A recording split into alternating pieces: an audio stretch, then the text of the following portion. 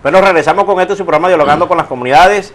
El diputado Arcadio Montiel, 2 veces diputado, va por su tercera reelección porque aún faltan con algunas premisas que los pueblos indígenas aún no tienen, y más en la situación que están actualmente. Diputado, yo le dejo una pregunta al aire. Sí, pero quisiera completarte la respuesta, ¿no?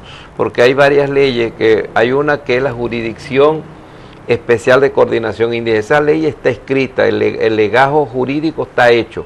Falta la discusión de la Asamblea Nacional. Ya tiene más de 3 años que la entregamos a la Secretaría de la Asamblea Nacional, hago a manera de denuncia, no la han discutido. La otra ley que está lista también fue entregada, es la ley de elección de los representantes populares indígenas. Pues fíjate que el indígena lo ponen en una situación tan deprimente, que yo soy candidato de Mérida, de Trujillo y de Zulia. Cuando uno revisa eso, ¿por qué ponen de candidato en Mérida y Trujillo a los indígenas? Si ni siquiera en la Asamblea Legislativa hay un representante indígena. Si tiene derecho a tener un diputado en la Asamblea Nacional, tiene que tener derecho a tener un diputado en la región, y tiene que tener derecho a tener los concejales correspondientes.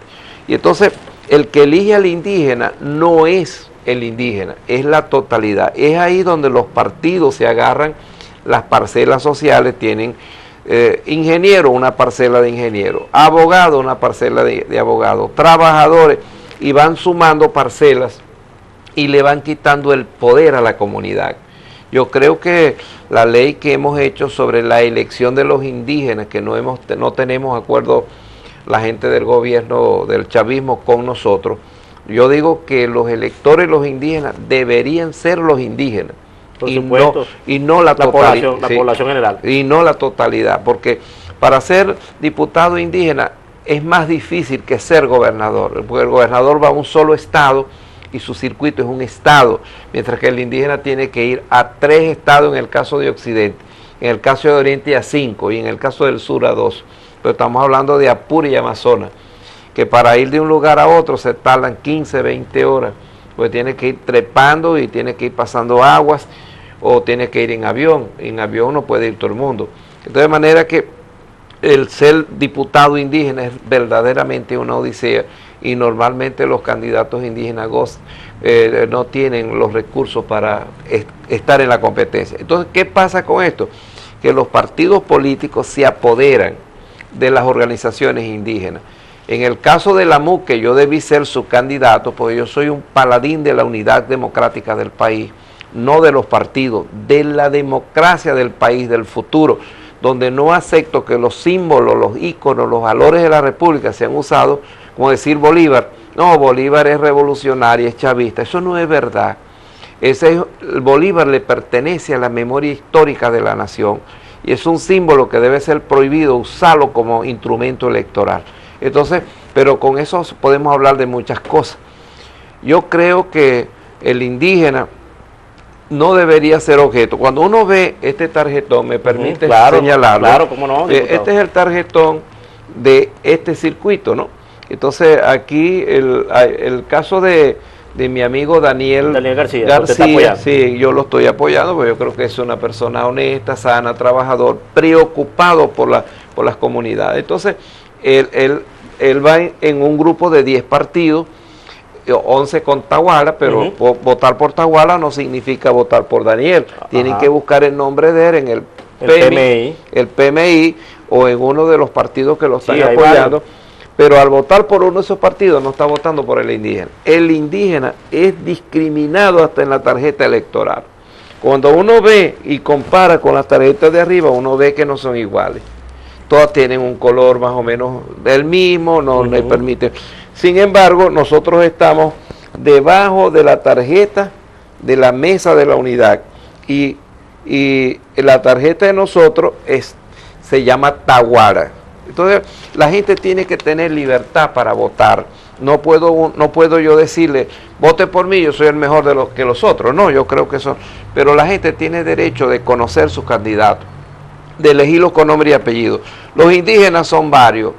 Yo le estoy proponiendo mi nombre a los merideños, a los trujillanos y a los zulianos, porque siento que hay que terminar el trabajo que desarrollamos, que no se ha podido completar, porque la gente del gobierno, cuando digo del gobierno, pues yo sé que mucha gente del PSUV, que son mis amigos, que los estimo, y que no votarían por esta situación que estamos viviendo, en donde no hay producto. Este gobierno se equivocó en la economía del país. ¿En qué se equivocó, diputado? Porque ellos están destruyendo el patrimonio cultural de la producción. Y al destruir el patrimonio, están destruyendo la capacidad de servicio. Los trabajadores que dependen de esas empresas no pueden trabajar, son despedidos.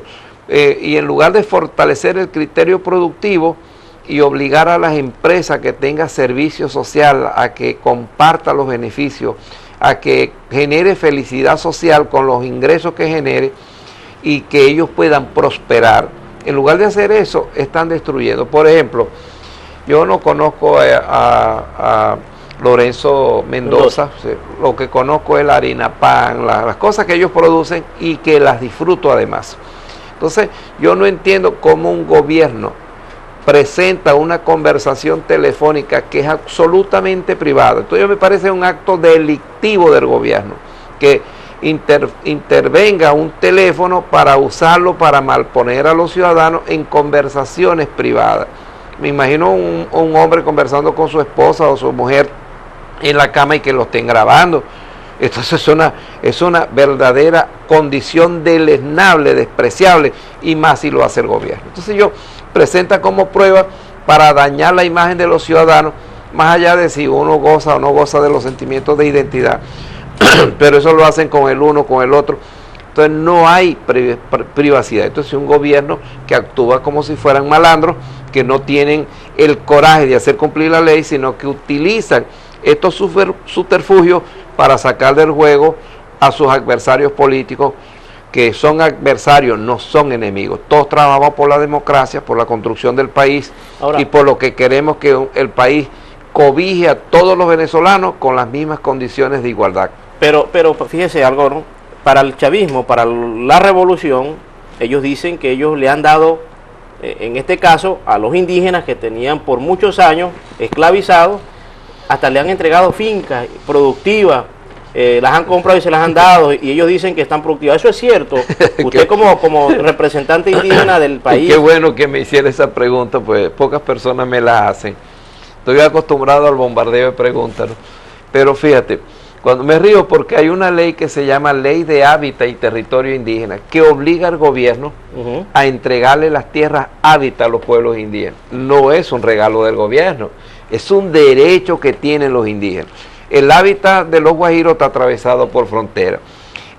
Lo que estáis refiriendo tácitamente es la condición de los yupas, que le entregaron 56 fincas productivas a las comunidades y hoy son tierras inservibles, porque ellos hicieron una entrega de tierra y no tomaron las previsiones correspondientes con el mecanismo técnico, la relación de finanzas, la asistencia financiera y los mecanismos productivos. Ellos tenían que nombrar un equipo de ingenieros agrónomos, de técnicos de desarrollo agrícola, de empresarios agrícolas, convertir la entrega de esa tierra en motivación para mejorar la calidad de lo que ya existía. Que ellos no hicieron eso. Entonces, hoy las tierras que ellos entregaron son improductivas. No solamente las indígenas, aquí en el sur del lago entregaron cantidad de fincas plataneras, de muchas cosas, todas se perdieron. Entonces este es un gobierno que es como una langosta, que lo que muerde no crece. Ahora, ellos en su discurso han manejado que han sido el gobierno o el proceso de cambio que ellos utilizaron un momento que más le dio poder tanto a los afrodescendientes como a los indígenas. ¿Cómo debatir con lo que uno nota en este momento en el día a día del cierre de la frontera? ¿Cómo está el cierre de la frontera? Fíjate que, para ir por partes, cuando hablamos de los afrodescendientes o los negros, como decimos culturalmente, que ahora no dicen, no, negro es un delito. No, todo el mundo lo llama negro, yo trabajé en esa ley.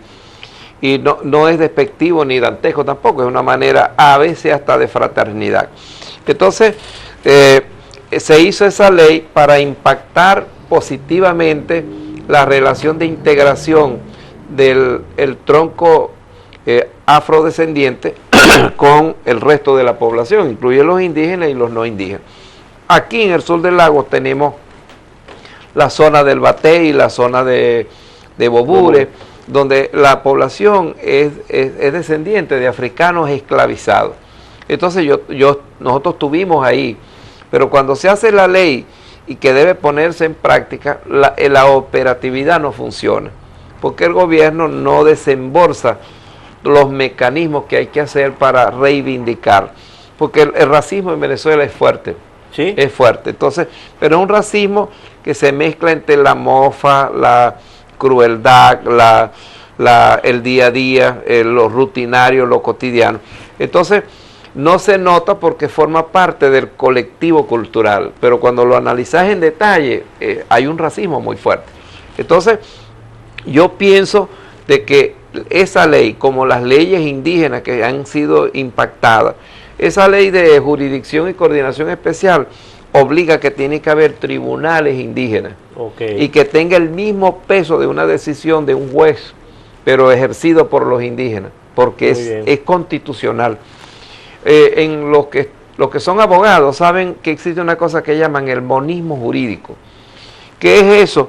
Que el monismo jurídico es ver la causa jurídica de la justicia por un solo ángulo, y es el ángulo romano. Entonces, todo lo que establece el Código Romano es lo que se establece aquí como la fuente del derecho. Y sucede que al romper el monismo existe una diversidad de modelos de justicia. Entre esos modelos hay 45 modelos de los pueblos indígenas. Guajiro tiene un concepto de la justicia que es distinto al otro, pero es una justicia para los indígenas que es reconocido por la población.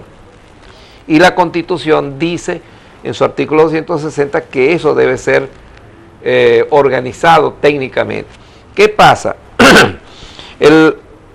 No hay voluntad de parte del gobierno. Cuando ellos dicen, no, le dimos esto, le dimos aquello, y la gente está pasando hambre, porque el fracaso económico del gobierno es demasiado visible y uno no ve una perspectiva de reorganizar. Yo creo que el gobierno, si llamara a la oposición, si llamara a los cuadros productivos, si llamara al emprendedor, al motivante de generar desarrollo, y los encontrara con propuestas de apoyo financiero, de trabajo, de impulsar lo que debe ser la base de la alimentación, con lo que gastan en el estado de sección para evitar que salgan los productos de Venezuela. Este es el único país que no le vende productos de su producción a nadie. ¿Por qué? Porque destruyeron el aparato productivo. En lugar de aprovechar la relación con Colombia y venderle todo lo que ellos quieren, no alcanza para sostener la necesidad básica del país. ¿Por qué? Pues destruyeron la producción. ¿Dónde están los cultivos de maíz para producir suficiente arepa, suficiente alimento con base de maíz, arroz, los legumbres, las hortalizas, todo? Entonces eso se destruyó. Los caminos no sirven. Mérida es un buen ejemplo de eso. Entonces yo creo que el gobierno tiene que hacer una rectificación. Cuando ellos dicen lo entregamos a los indígenas, lo que hay es hambre, miseria y demasiado abuso de poder por parte de los cuerpos de seguridad, auspiciado por el gobernador Arias Cárdenas en el caso del Zulia y auspiciado por el propio presidente Nicolás Maduro. Fíjese que a nivel nacional, que nace del Zulia, un término de bachaquero, lo popularizaron con los indígenas y ahora los han transpolarizado a otros estados. Sí. Y resulta que usted decía algo muy bueno en estos días, que yo leí en un periódico que decía que acaso que en Caracas también existe la etnia guajira o los yupas o cantidad de indígenas, ¿no? Para este problema de la escasez, pero me lo va a responder cuando regresemos al corte, sobre si de verdad se mudaron ustedes también para Caracas con el problema de la escasez. Vamos al corte y ya regresamos.